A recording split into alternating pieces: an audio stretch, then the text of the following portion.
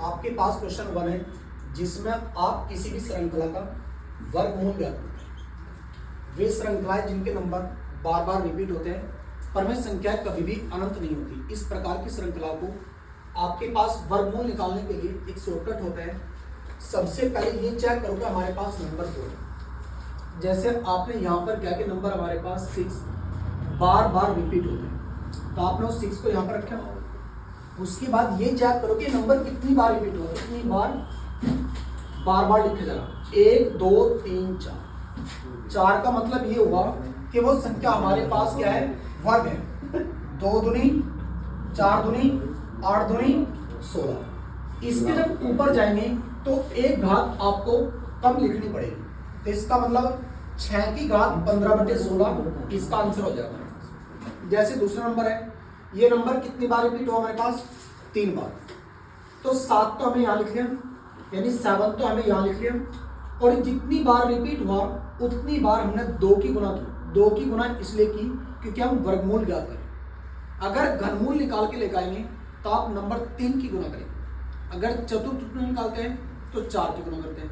यहाँ वर्गमूल है इसलिए गुना किसकी करेंगे, 2 की। कितनी बार करेंगे, जितनी बार नंबर लिखे हुए। तो हमारे पास 3 बार नंबर है, तो यहाँ पर हमने 1 2 3 ले लिया। गुना करेंगे 2 दूनी 4 और 4 दूनी 8। जब ऊपर जाएंगे तो एक घात कम लिखेंगे। कोई आपसे ये पूछने लगे कि एक घात कम क्यों लिखते हैं, तो आगे आपके पास 1/2। वर्ग का मतलब, वर्गमूल का मतलब आपके पास 1/2 होते हैं, यानी उसके अंश और हर में 1 का अंतर होता है। इसलिए आपने क्या किया, जितनी भी घात आएंगी ऊपर हर बार एक घात कम लिखनी। ऐसे ही सोल्व किया 9 को। हमारे पास 9 कितनी बार है, 2 बार। तो इसलिए 2 की गुणा 2 बार की, तो मान निकलता है 9 की पावर 3/4। अब यहाँ पर संख्या सम हो सकती है, विषम हो सकती है, वर्ग हो सकती है। हमें संख्या सेम लेनी है, मतलब ये नहीं चेक करना कि वो संख्या वर्ग है, वो संख्या सम है, वो संख्या विषम है।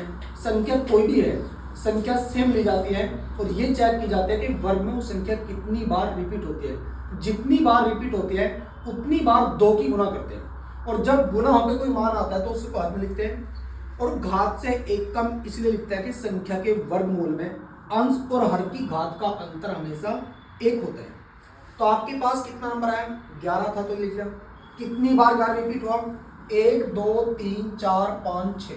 तो 11 हमारे पास 6 बार रिपीट हुआ, इसलिए हमने 2 की गुना टोटल 6 बार की। जैसे 1 2 3 4 5 6। 2 दूनी 4 दूनी 8 दूनी 16 दूनी 32 दूनी 64।